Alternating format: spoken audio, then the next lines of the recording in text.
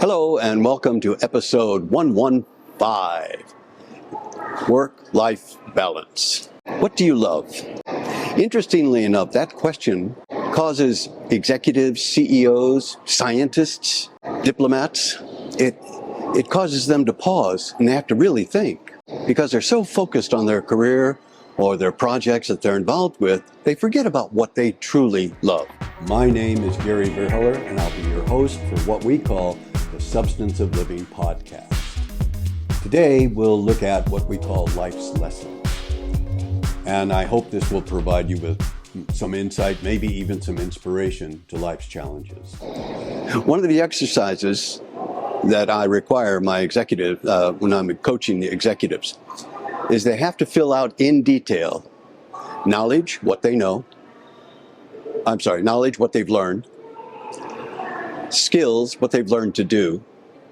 Abilities, what they've learned to do well.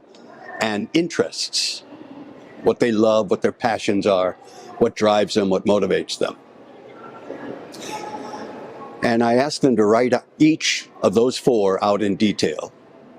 And so I usually give them a week and they come back to me and I look at and say, oh, this is all good information, knowledge, what you learned at university. So you learned nothing in high school. You learned nothing in junior high or elementary school. You learned nothing from your parents. You learn nothing from your friends. And they're, oh, gee, well, it's the same thing with skills. What have they learned to do? Bicycle riding is a skill. Speaking another language is a skill.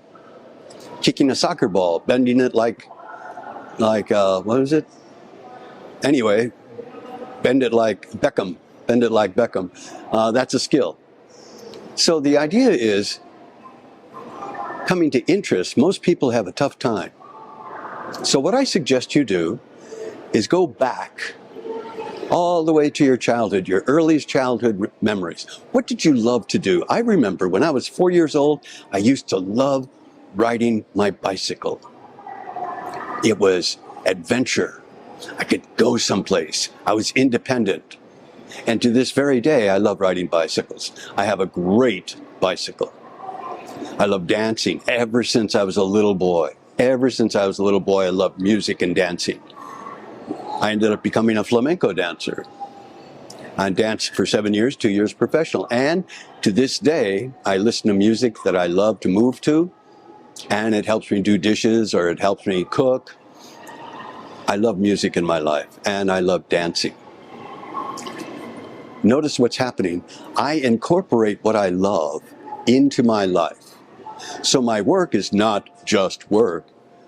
I incorporate what I love into my work life. I love being independent, so I have my own company and I'm a consultant. I love being able to make quick decisions. Well, I can do that as a president and CEO of my own company. I love helping people and working with people and coaching people and helping people get better. That's the nature of my work. I'm a communications consultant and leadership, management, and team building consultant. So, what do you love? Once you understand what you love and you start to incorporate that into your life, you can improve the quality of your life generally, and the work-life balance will become more balanced. All too many people have work and life. You want to balance that out. Here's something you can do too. You can set priorities, set clear boundaries between work and personal time, and stick to them. For example, I've learned over the years that I hate to work at home. I enjoy going out and working and meeting people. And when I come home, I want to be at home with my wife, and I want to cook, and I want the home experience.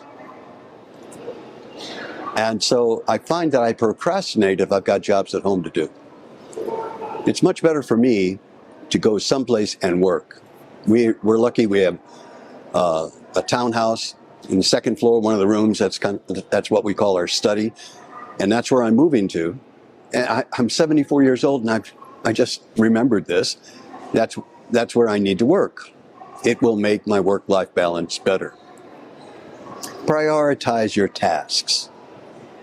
on a daily basis. Prioritize according to their importance. And focus on completing the most important thing first. If you do that, if you prioritize and you do one very important thing that day is a success. Schedule personal time. This is from Sir Patrick Stewart. Advice he gave Hugh Jackman. And he told Hugh Jackman that every morning he gets up at least an hour before his regular time to get up. So he has that hour, and he doesn't go on the computer, he doesn't look at his smartphone, he reads a book, he has some tea. It's his personal time. So the entire rest of the day, even if he goes way into the night, he still had that personal time every single day. Work-life balance. Practice time management. Set goals and break tasks into small steps. You're more likely to be successful if you break them into small steps. You also want to learn to say no. This is a big one. Many people I work with are very successful. They've learned to say no because they realize they have a limited amount of time, and they are determined, they're dedicated, they're devoted to quality work, producing quality, excellence. In order to do that, quality, excellence takes time. So be honest and ask yourself, can I truly give my best to this request? The samurai say no 3 times because the samurai know that death is always with us. Every person should keep that in mind. The next moment we can die, and I might not get a second chance to do a better job. So I keep that in mind, and if somebody asks me to do a job, I say, no, let me think about it.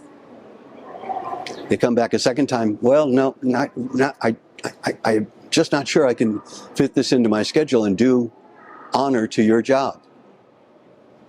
Third time, maybe yes, maybe no. Depends on if my schedule will allow it, if I have the time and I can do a quality job. Do I have the knowledge, skills, abilities to do the job? Do I have the knowledge, the skills, and the tools to do the job too? I ask myself that before I commit with every job. And the last thing I would suggest to have a good work-life balance, be present. Be present in the here and now. The past is over. The future, there's hope for the future, but the only thing we have is this moment now. We might not get a second chance, so live the best you can at this moment now. And that will contribute to a better work-life balance. I hope you find your balance. Thanks. Thank you for joining us today for the Substance of Living podcast. If you'd be kind enough to consider subscribing, you can contact us through Spotify or Apple Podcasts or connect on Twitter. Join us again next time for what I hope will help you navigate life.